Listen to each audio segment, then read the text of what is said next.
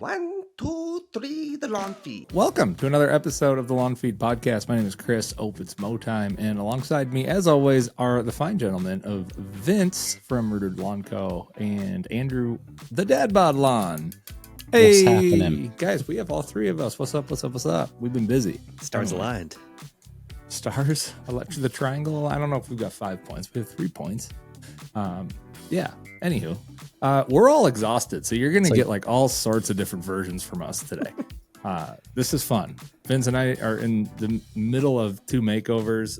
Andrew's got some shit going on at the house, and yeah, hey, we're all here. We made it, and there's nowhere else we'd rather be, right, boys? Absolutely. You got it. Break away from reality. We've got an awesome episode. We have spent on our previous episodes talking a lot about projects and getting into the fall season, prepping for the projects, doing the projects. You've done your projects, and now what? Those are all 3 episodes. And now we're going to talk kind of the other fork on the road of like people who aren't doing projects. Well, I guess this encompasses everybody, but people who aren't doing projects, you guys have kind of taken the back seat for a little bit. We're going to talk about what is really happening in the fall and some really key considerations to really think about as you plan your fertilization, watering, just overall maintenance in the fall. And a lot of the things that we're going to talk about are the ones that people generally forget and that big box store marketing kind of grasps people onto to, lead you down the wrong path. We'll just put it that way. So before we get into the meat and potatoes of this episode, we've got some friends to thank. Who do we got? Yeah, our friends over at Twin City Seed. Thank you to them for powering this episode and season of the Lawn Feed Podcast. Twin City Seed offers elite quality and custom blends of grass seed to homeowners, turf professionals, and more. Home of Resilience 2, Blue Resilience, Fielder's Choice blends, along with their After Dark series, which give you the deepest, darkest colored lawn imaginable. Shipping to all 50 states. Check them out, twincityseed.com, and make sure you check out the banner at the top of the webpage for current specials and offers, along with codes for free shipping for your next seeding project. And you can always use code LawnFeed10 to get you 10% off your entire order. And guys, if you need to do a project in the coming weeks here, if you're a little bit farther south than where Chris and I are, order today. LawnFeed10. Get yourself some good grass seed from TCS. Yeah, transition zone's firing up probably as this episode drops. So that's good. Our window is dwindling, but it's not over. So that's the good news. So like we said, we got a huge episode tonight. Vince, you just got back from some some family vacay stuff. Sure, you got some dads, W's, and L's. We'll hand the ball off there. Well, first, let's introduce the segment. Dads, Wins, and Losses is brought to you by Big League Lawns. Transform your lawn into a visual masterpiece with the Checkmate Striping Kit. Effortlessly create stunning professional grade stripes that add depth and dimension to your yard. Head over to bigleaguelawns.com to get yours and make sure you score a discount with code GRASS15 for 15% off your order, and stripe on. A lawn feed tradition where we tap into who we are at heart. Dads! This is Dads, Wins, and Losses, where we tap into our inner dad bod father figures and highlight some of the recent wins we've experienced as parents, and of course, vent about the embarrassing losses we take each and every day as dads. I love you, Daddy. Vince. All right. It is So I your just got floor. back from vacation. Went down to the lake and it was amazing. You But just have one lake over there. The lake. The lake. Everybody Deep knows Creek, the lake. Deep Creek, Maryland. That's not even in PA. So went down to there and it was a great time in general, just much needed. But with every trip, there's always wins and losses. So there's a couple losses. We'll do a loss sandwich. How about that? Damn. All right. Got me on that meat and potatoes. So I kind of want to make another sandwich I'm hungry, here. man. I'm Oh, hungry dude, I too. could destroy something right now. Food wise, We should do a food episode where we like sit down and eat something together, like a meal, and talk. like a stroop waffle. Okay, so one loss. We just get in the car, and I mean we get like 10 minutes down the road, and You're an a-hole, by the way. That was good. We're feisty tonight. We are. I love it. Got a box. keep- Whoa! keep Catching them. Literally All right. a whole box of Stroop waffles. Wow. Love So that. All right, hour in. we're like 10 minutes minutes down in. the road, and my wife's just throwing snacks back already. Kids are cranking already. I'm like, we're 10 minutes down the road. Like, come on. And my girls are notorious for getting car sick. Oh no. From like a 15-minute car ride. Like, yeah. And they're always like, my belly hurts. So like we're driving down the road, and my wife keeps looking back and like, she's like, you all right? You all right, Ev? You all right? All right. I'm like, stop even asking. You're just putting in their head. Yeah. And we get, where were we? We were about 15 minutes down, and all of a sudden my wife's like, pull over. I'm like, God. And like luckily there was like a Sheetz right there. So like, boom, right into it. Sheetz is a gas station. Okay. Okay, cool. Helpful context. Yeah. It's like a quick trip for this side. See, when I go Sheets, it means I'm going to bed. Yeah, I thought that was something. So All right. we pulled in, and we have throw up bags, but she like missed it. So like it's on my wife's hands, it's down her shirt, it's in her hair, everywhere. And I'm like, you've got to be kidding me. We're like 15 minutes in. So we pulled over, got her changed, all that good stuff, cleaned her up. And on we went, and the ride basically went okay. A win is last time we went, the girls were only like 2.5. So like the concept of like fishing and stuff like that just they weren't really grasping it, and we didn't have much luck. But the place we were staying at is part of a community. They had a 9-hole executive. They had a 3-acre catcher and lease pond and like all this stuff, which was really cool. So we went, and we were just slamming sunnies. So it was really fun to hook up on them, and then have the girls reel them in and bring them all the way up to the shore, and like them hold the line and get pictures. Like that was a huge win. They absolutely loved it. And then another loss would be, you're at a lake, so you got to get a boat. And you're on the boat, and you're like, all right, family trip. We're going to go down to the cove. We're going to fish, and we're going to get ice cream, and it's going to be a great day. It's only 60 degrees for some reason. So we all get on this boat, and we start going. And like at first, Cam, my son, he's only 15 months old. He's smiling. He's unsure of it, but he's like, okay, this is cool. And then like, I'm like, okay, let's crank her up a little bit further. So I gave her some throttle, and he's like, whoa, what was that? And he's like, I don't like that. And then just starts losing it. And I'm just like, well, gotta get there. Give her! So my wife like turns him, and like he actually falls Traumatic asleep experience. then. So we get to the cove, start fishing. He wakes up. It was like a 10-minute nap. And we're like, all right, well, fish here aren't like, I casted first cast, boom, caught one. And then after that it was it. So, we're just like, all right, well, let's go. And let's go get ice cream. And ice cream is like another, like maybe 6-minute boat ride. So fire up the boat, start putzing, and then he starts crying. I'm just like, just nothing you can throttle do. down, go. Put him in the back. And I mean, he was just wailing. So we got to the ice cream. It took him another like 5 minutes to calm down. Got him some ice cream. My wife's like, yeah, you're going to have to come pick us up. Like, go take the boat back and pick us up. I'm just like, So that was the end of our boating experience down there. My wife and I got to go out. We took our one daughter out too, and she got to drive the boat around with us and stuff, and she enjoyed that. But yeah, next year. Did you get a Next tuner year, I or think what? What's that? You get a tuner? Yeah, tri-tune. Yep. Yeah, that's what we did. We just did we were up north for a little bit too, and the boat, but like open water. They just like, I don't get it.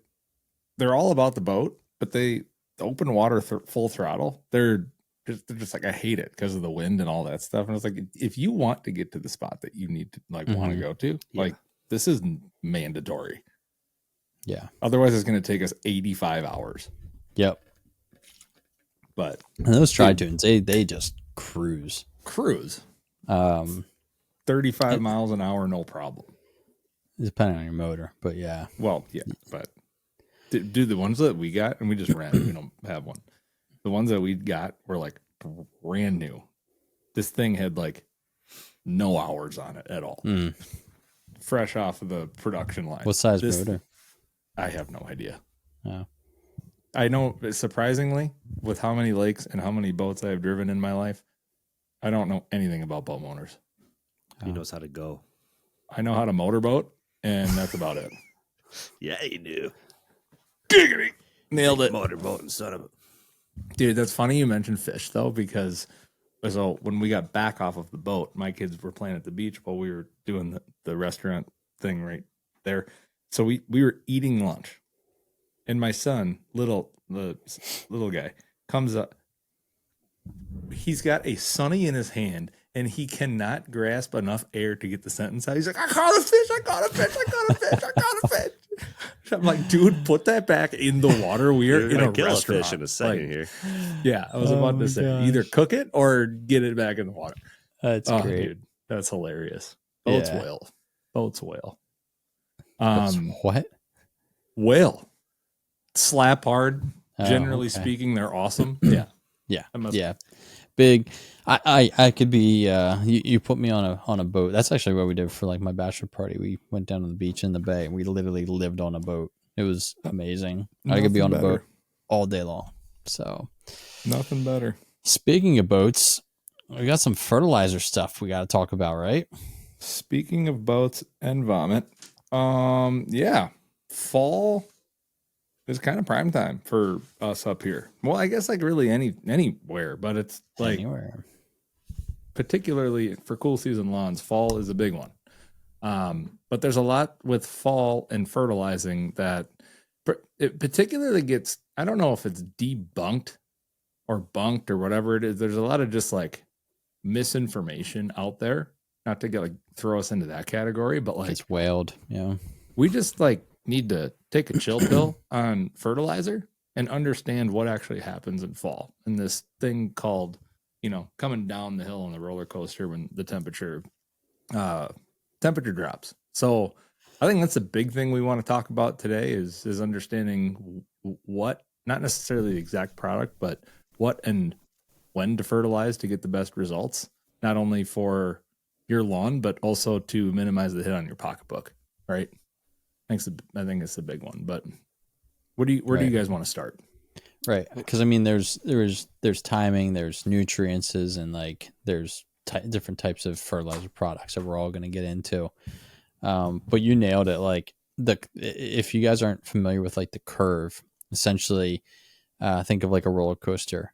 So like you start out on ground, and then you go all the way up to the tippy top, and then you drop back down with speed. And that's kind of the cool season growing curve or whatever. So the spring coming out of winter, you're on the ground level, and then spring hits and it takes you up to the very top, and then you kind of peak out through the summer and then slowly drop down. And that's basically meaning like the uptake in nutrients and growing of grass. So that's important to take into consideration in the fall, because you're starting to go down that drop to back onto reality, back onto ground, where there is no more there's no more growth, there's no more uptake of those, but until you hit that, it's important to be feeding your lawn. That way it stores up the carbs, we like our carbs, the nutrients, the roots are getting growing deeper, and that's important for not only winter survival, but then next year, once spring hits and summer hits, your roots are going to be deeper. And a well-fed lawn in the fall, you're going to have a better green up. And there's some myths. I think we're going to touch on that a little bit of like why or winterizers and the importance of We'll that touch or on 'em. lack Yeah. of that. So we're going to touch on that. Well- But let's talk about like when should we be like the timing of fertilizers. Yeah, because the timing is critical, right? And the big thing that you're going to start seeing is, Vince, you just nailed it on the head with the winterizers, the fall food, it's the third or fourth step in the 4-step programs. If you're following those, like Fourth step. fourth step, thank you. What? Yeah, I guess we're past third, well past third. My bad. But there is this thing called growing degree days, and as the temperature gets cooler, like what Vince just said, the plant can only absorb so much, and that's really what he's kind of getting at. Is there's certain types of, let's say, nitrogen, for example, that you can apply, and your plant can take the most up from it. So we're probably like a little too, like, we're not gonna like hone in on winterizers like full blaze today, because like it is September, it is October, like we still have some season left for sure, especially in the transition zone and over by Vince. But the big thing here is you're going to start hearing things about winterizers. You're going to start hearing things about a fall nitrogen blitz. You're going to start hearing things about all of the things that you should go up. But we're going to just go apply a bunch of diesel exhaust fluid to our lawn. Like, you're going to hear all of the things. And what we want to do is, our attempt here is to try to keep you grounded and trust the process, follow the plan. In Keep it terms of simple. what, keep it simple. Go ahead, Andrew. Yes, early fall. This is kind of where we are right now. Late August, early September, kind of your Labor Day push, depending on where you are. Your grass is going to start to perk up. It's going to start to grow actively again. It's been struggling through the summer, and finally, it's happy with the cooler temperatures and being able to hold a little water in the soil. It's a good time to be applying like balanced fertilizers of nitrogen, phosphorus, and potassium. This is where soil testing is an important thing. You don't want to be throwing down nutrients that you don't need. A lot of people don't need phosphorus in their lawns. So soil testing is an important thing, and that's best done coming out of winter when the ground thaws. We want to really look forward to supporting recovery from summer stress and also boosting new growth, and really focusing on getting some deep roots as well. And when it comes to our last application, that late winterizer application, usually you're talking Halloweenish, maybe Thanksgiving. If you're a little further south, closer to transition zone, make sure you're applying this before the ground freezes. We don't want to apply anything to dormant, frozen ground. And why is that, Andrew? Well, it ain't going to be uptaken, and this is going to leach That off. promotes spring green up. Oh, it does? Oh, is that one of the myths? I think, right? That's one of the Oh, myths. I thought I was just supposed to throw down like 4 bags of fertilizer after my ground freezes. Is that not Dormant right? seeding and dormant fertilizing are two very different things, because one exists and the other doesn't. One's right and one's wrong. One's right and Got one's it. wrong. All Yes, right. exactly. Noted. So Got it. later in the season, your grass growth is going to start to slow down. Okay, it's going to start to get. You're going to have a huge growth coming out of summer when it's really happy as temperatures start to drop. But as they drop even further, you're going to see it start to slow down, almost try to get into dormancy. But the roots are still very active. At this time, applying nitrogen fertilizer, that's your winterizer. Usually it's got some potassium in it as well. And the idea is to help it store up some energy before winter happens. But you want to do this before, like we said, before the ground is actually frozen. You want the plant to uptake it and maybe not quite utilize all of it quite yet, and store a little bit for the winter. So try to time this a couple weeks before that ground freezes. For sure. There's 2 things, maybe 3 things that I want to hit on what you just said. Nitrogen specifically, there's 2 types. There's a slow release and a quick release, or fast release, whatever you want to call it. And a lot of these products that are going to be fed to us, no pun intended, are going to involve or include both, but the slow release nitrogen is not necessarily going to get uptaken by the plant. when the temperature drops or when the ground freezes is what you're alluding to. So you want to lead enough window for that. Quick release usually predominantly comes, or it should be, applied as a liquid. So it's a foliar application. It gets absorbed by the plant very quick, and the plant can uptake that to a certain degree before the ground and temperatures freeze. Yeah, I'm talking with my hands like. I'm hungry, man. The potassium part is that can go either way, and again, the soil test is going to really determine what you need and how much you need, and that's always best done, in my opinion, in the spring to understand like the nutrient side. You can do it in the fall to gather your pH. What Question for you? You're pointing. I am. So yes, what you're saying is correct. Like, get a soil test, know if you should be putting potassium, phosphorus down and stuff.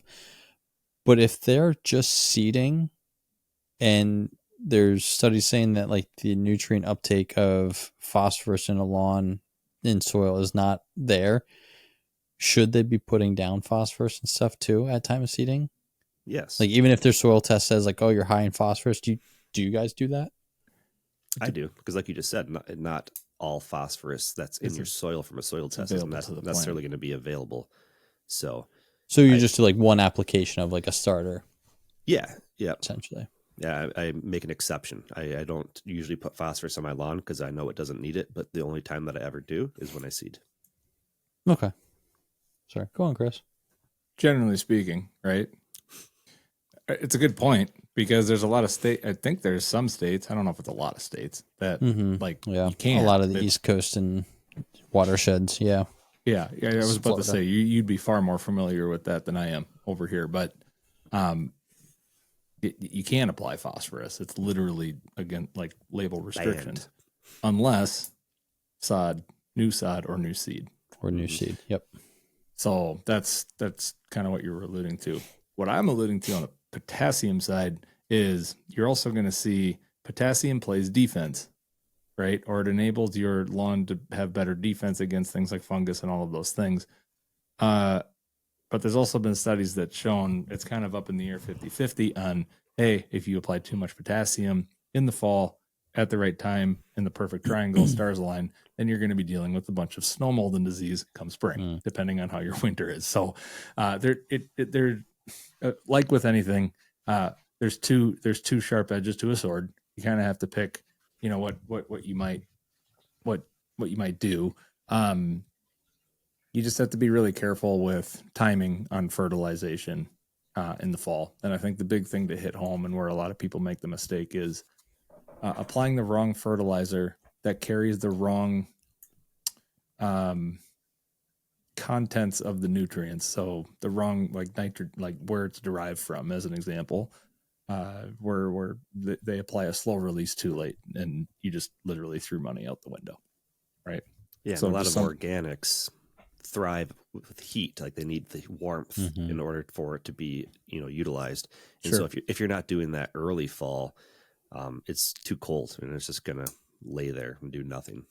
So when traditionally is that window? And this is that might be a loaded question. It is. No. Well, this is kind of a loaded topic too. Which I'm gonna answer your question, Chris, right after this one. So like, we mentioned the different like quick release, slow release, that kind of stuff. We briefly alluded to the winterizer thing. We briefly alluded to the nitrogen blitz, which basically you're just throwing down tons of fertilizer. But I think from a beginner standpoint, what should you do? 1 or 2 applications in the fall towards winter is completely okay. Like, you don't have to go overboard. If you want to get a little bit more advanced, you do your application at time of seeding, and then maybe like 2-3 weeks later, you're like, all right, let's start giving a little bit of push. You have another month. Spoon feeding is something doesn't have to be difficult, because you can literally go buy a Simple On Solutions 2800 and spray that on your lawn. And that's essentially spoon feeding. It's such a small amount of nitrogen in these bottles. You spray it on your lawn. You can go and get an AMS and put down Ammonium sulfate. Ammonium sulfate. Comes into a granular prill. You don't have to melt it down or anything to spray. You can put it in your spreader and just make sure it's calibrated. And you do 0.5 pound per thousand, 1 pound per thousand. And it's a 40 bag. You're putting down 0.4 of nitrogen, like a little bit. And that's cheap. Yeah, It's very cheap. So cheap, and you're going to see a great green up, and Be ready to mow. Your turf's going to love it. But you could do something like that and get a little bit more advanced and push your turf a little bit harder. But that window of that Chris was mentioning of like, when should I probably not be adding any more fertilizer? If you're not mowing, it's not growing, and your soil temps are probably pretty low. So you probably shouldn't be feeding it. You can go online to greencast.com and actually type in like growing degree days. And this is a very advanced topic, but It is. you can make it pretty simple too by just looking at the chart and seeing like, it'll show you like a curve or whatnot. And it's showing that like, if the number's super low, saying like essentially there's not a lot of growth happening right now, then just don't be applying. But literally as simple as possible. If you're not mowing it as often as you should be, or if you're not mowing as often as you were, and you're getting frosty mornings, it's time to back down. That's exactly the point I was going to bring up. If you're past your average first frost date, and we covered that on a couple episodes, Andrew interesting. And I.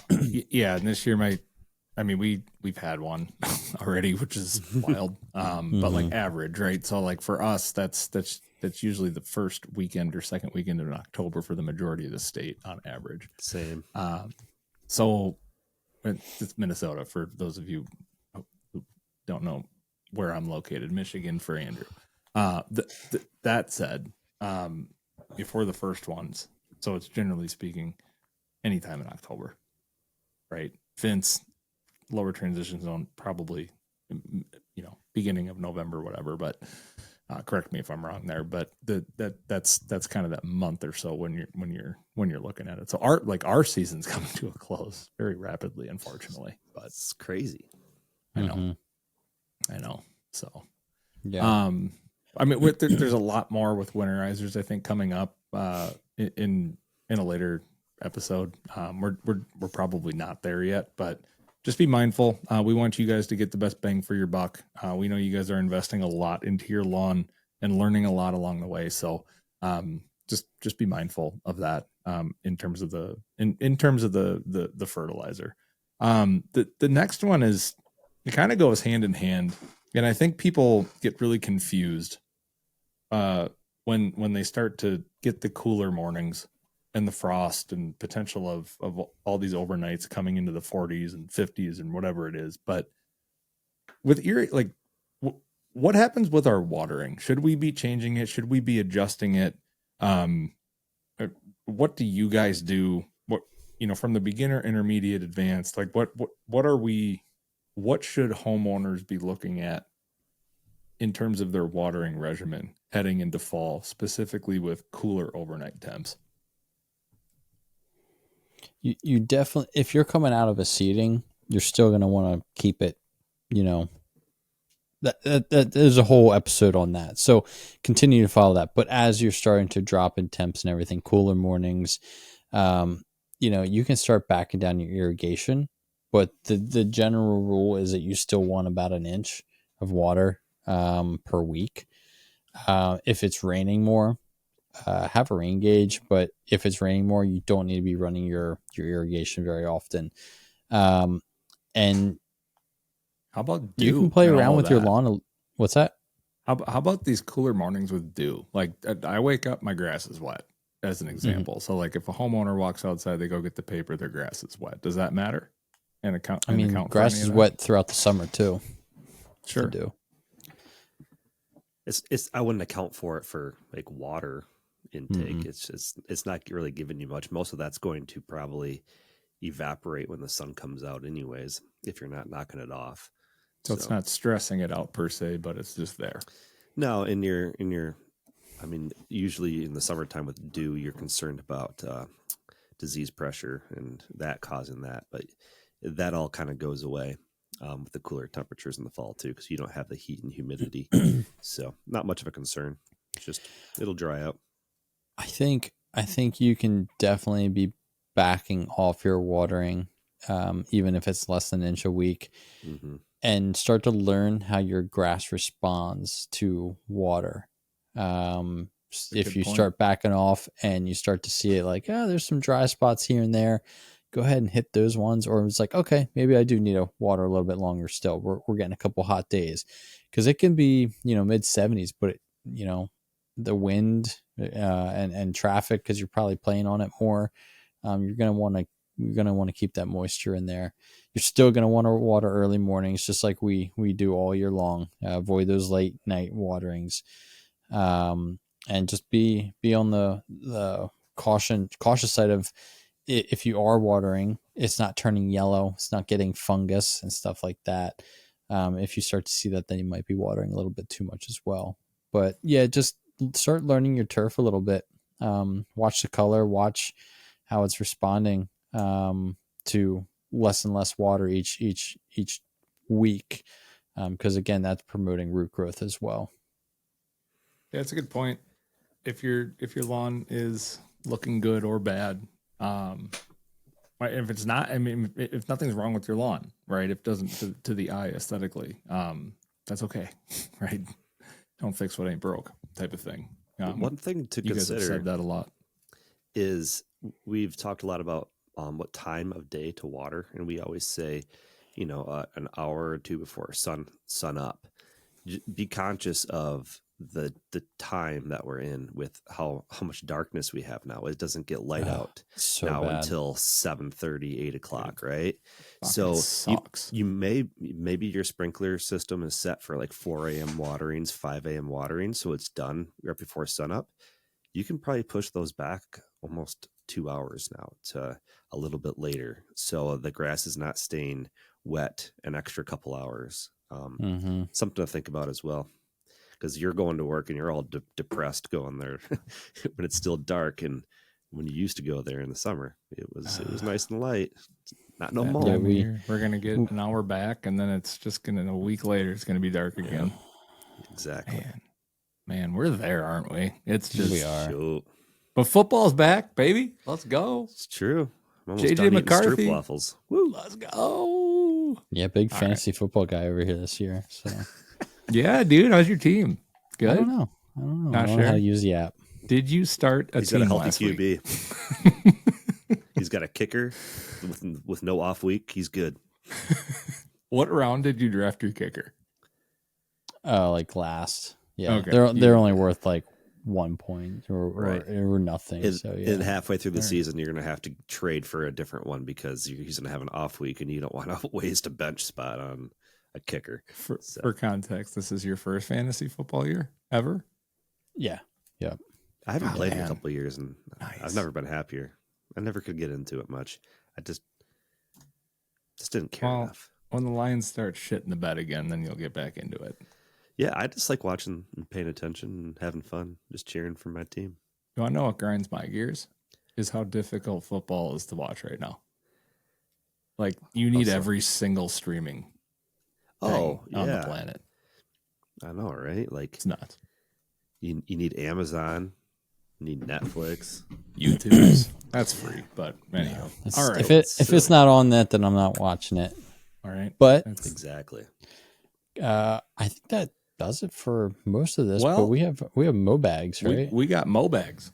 We got Mobags. We need to just change the name. That's too good. We do. I don't know where the Mowtime Mailbag. I don't know where that came from, but we got to roll with it. Mowbag Mailtime. Mailbag. Join us as we reach deep into the mailbag and answer your questions. If you would like to have a question answered on the Lawn Feed podcast, head to thelawnfeed.com and submit a question. Mailbag, mailbag. It's time for the Mowtime Mailbag. All right, we're So rocking good. 3 of these things tonight. Quick So good. 3 Let's hammer them out. Start with Jonathan N. from Peabody, Massachusetts. He says, I overseeded. Now Congrats. what? You listened to our last episode. That's what, Jonathan. You probably sent this literally as we were releasing that one. So, But we can it's all answer it. good. That's all good. We're going Let's to hit answer it. He said, hey guys, I recently found the podcast and I've been listening and trying to catch up. I appreciate how in depth you guys get and the alternatives you share. Recently, I overseeded my front yard with Tough Turf After Dark from Twin City Seed. The 5,000 square foot front yard looked okay, but was very quick to go dormant. It also is not irrigated. I mowed low, dethatched twice, aerated, spread seed, and then attempted to use a slice seeder for seed to soil contact. The slice seeder did not work out well on the slope. Story for a different time.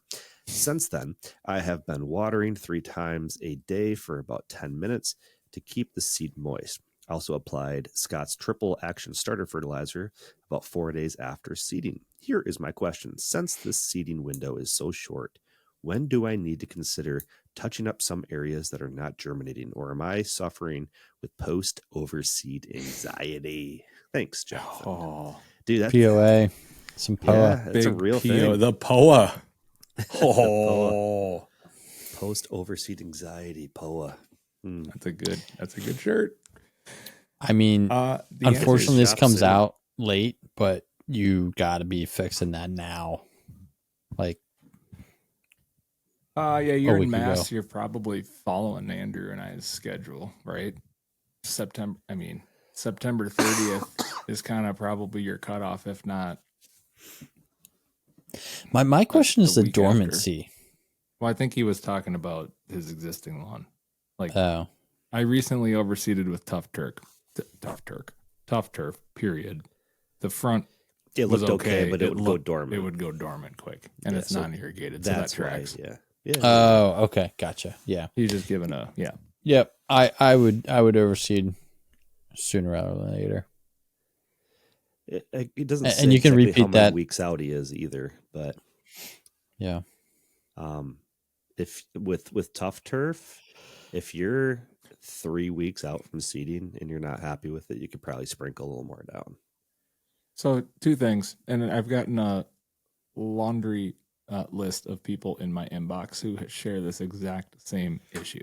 So yes, you are probably dealing with some sort of post. What did you call it? POA, post overseed. Post anxiety. overseed anxiety. And you'd be surprised at what pops up. There's all of the types of cool season in there, for the most part. So you are going to have some late bloomers that if it's not wet, it won't germinate. But you also have the quick ones in ryegrass and tall fescue. So like what Andrew said, germination windows for those are about 7 to 14 days. That encompasses those. And then the bluegrass probably anywhere between, that 15 to 21 day plus mark. So I don't know. Generally speaking, there's a common issue in my inbox of people have not been watering enough.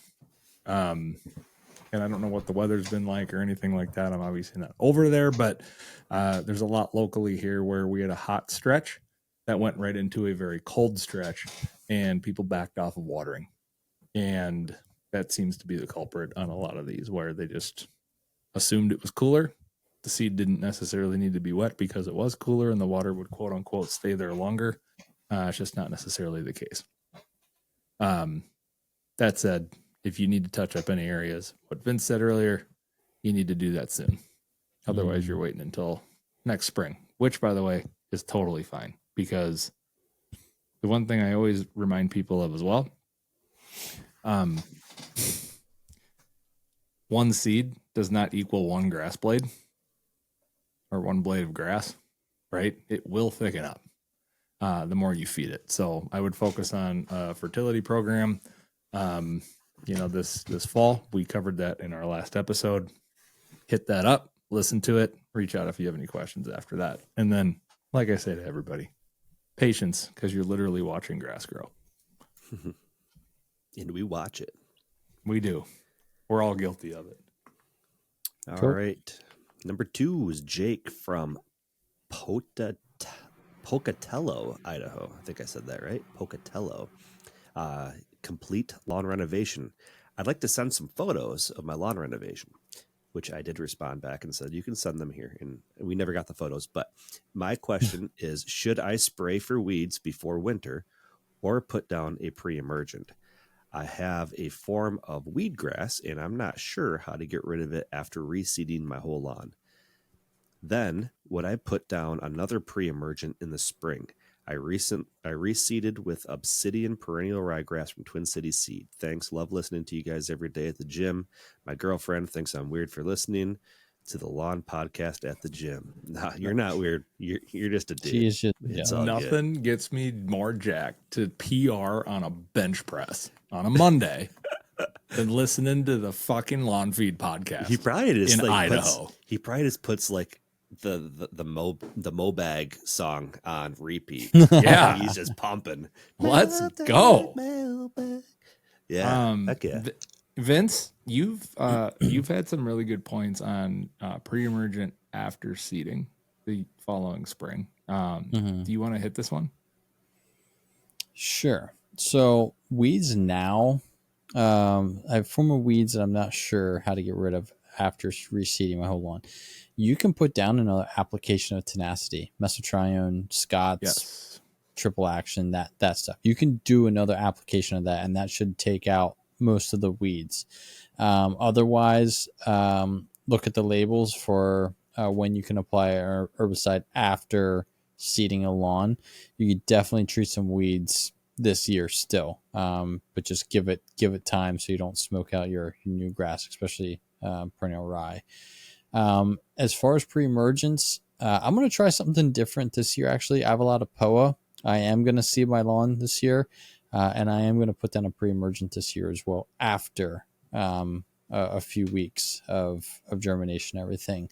In the fall? Yep. Just to to handle the POA issue. you handle the POA.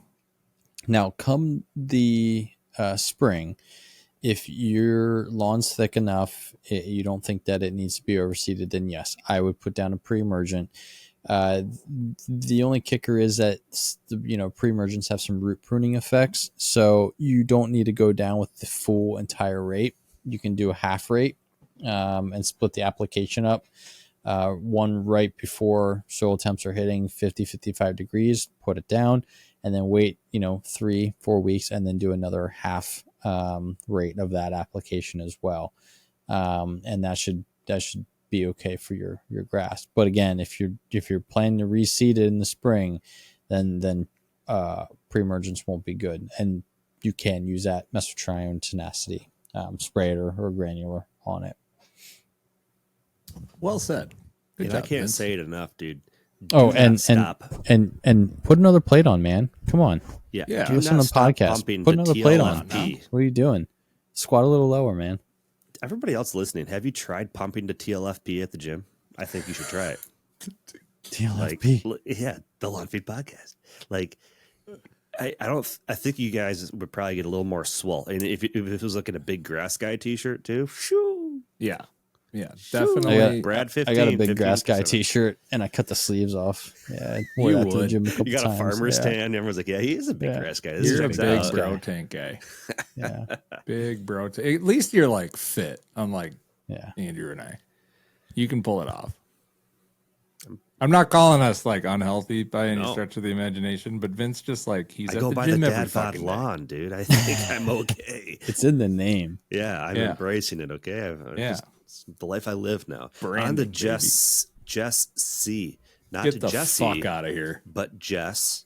Last name starts with the C. From Indianapolis, Indiana. Oh, other Jess. Got it. Jess All right. C. Onward. Yeah. Where's my money? Anyway. Ah! Oh, yeah. Anyways, that's not in Indiana. But anyways, bent grass overseed. Just did a full renovation in my, I think it's a typo. Full or just full? I think it was a typo for full, sure. I did full. full renovation in my front lawn here in central Indiana. Killed off my current lawn and overseeded with Twin Cities Fielder's Choice, roughly Nice. 350 square feet, and went down with 5 pounds per 1,000. It looks good, but has some bare, thin spots due to watering. That has to be 3,500, right? 350 square feet. Yeah, Yeah, maybe. because that's like I'm gonna say okay, cool. Yeah, 1 because they did pound. 5 pounds per thousand. Yeah. Anyways, let's just call it 3,500. I keep the height of cut at roughly 1 to 1.5 inches, and was thinking of overseeding with creeping bent grass. My front lawn is north facing with little to no foot traffic, and I reel mow with a 14-inch Craftsman 5 blade. My question is it worth overseeding with bent if I intend to mow at 1.5 inches, or just let it ride with the perennial rye and let it thicken up to avoid the added disease pressure from creeping bent grass? I plan to alternate propiconazole and azoxystrobin monthly, so I'm aware of the increased cost maintenance needs. Love all 3 of your channels and advice. No, Yeah. but there's the reason why I wouldn't recommend that. Bent grass is fine with perennial. I just did perennial rye, but it was for a pot. Sorry, I just did bent grass with a perennial rye, but I did it for a putting green. So the height of cut is the primary reason I'm going to say no. Bent grass is really good for anything under. I would say an inch, but it's really anything under like 3/4 of an inch, and that's where it thrives. Anything over that, it's just that's gonna be such a headache because it's fluffy. It's not really pleasing, like aesthetically pleasing. I don't know how well that's gonna mix with bent grass. You're better off just doing. I understand why you're wanting bent grass because it spreads.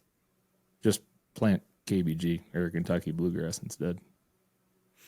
That's a better pairing with perennial rye and probably less input than bent grass, if I'm being honest. In both of those, if you want to let them go to 2.5 inches and mow with like a standard lawnmower, that's going to look awesome too. Like if you decide you don't want to do the whole real mow game anymore, like Kentucky blue and perennial ryegrass will be beautiful at 2 inches. 2.5 Yeah, it really inches. would. Yeah. Your fungicide thing. I have Right. a little tidbit with that. Please do. That's fine if you're running, monthly. Technically, if you look at the labels, oxystrobin's about like every 14 to 21 days. And if there's disease pressure, it's probably closer to that 14 mark for preventative.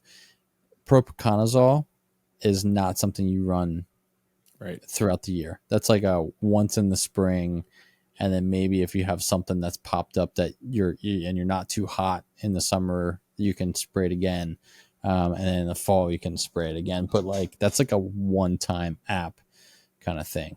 And also, if you're getting into preventative fungicides, we have a whole episode of this, but you want to be rotating those groups. So Zoxy's, I think it's a group 11, might be wrong, but basically on the fungicide label, it'll say like group 1, 2, 3, 4, 5, 6, 7, 8, 9, 10, one of those.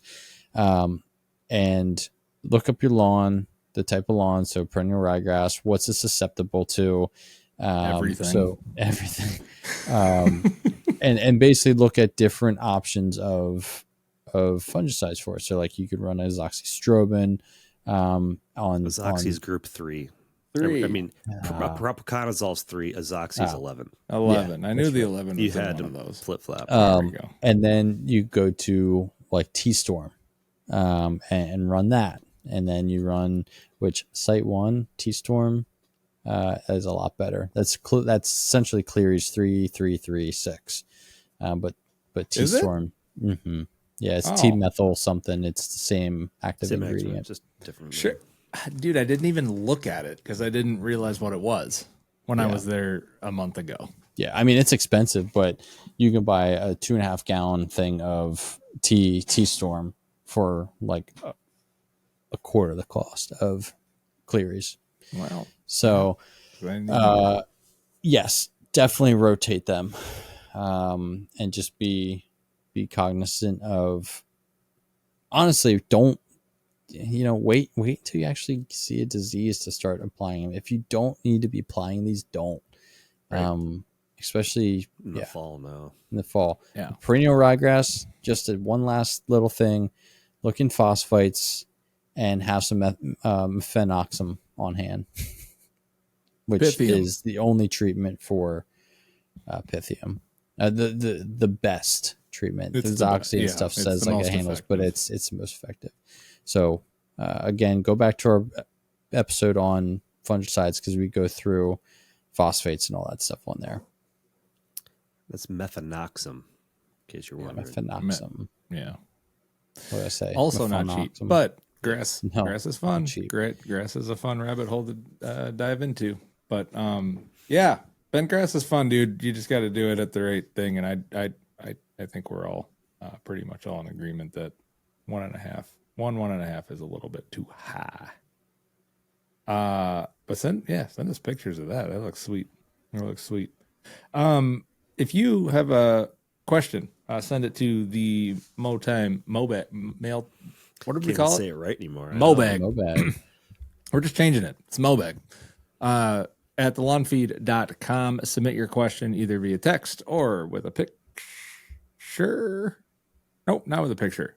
With a voice memo. You can do a voice memo. Let's get more voice memos. We only had one voice memo. I know, Yeah. dude. What is going on?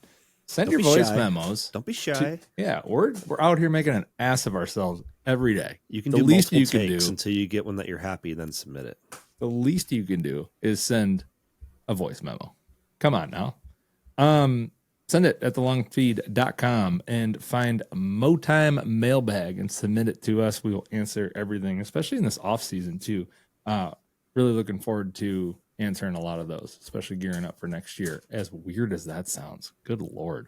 But before we wrap, go check out thelongfeed.com to go check out some amazing swag, amazing gear, all of our guides, and much more. Brad15 for 15% off everything on your order. Brad15 at checkout. BRAD15. Use it. Nailed it. But on behalf of all of us here at the Lawn Feed Podcast and the Lawn Feed crew, good luck with this week's venture of parenthood. And we will see you on the next one.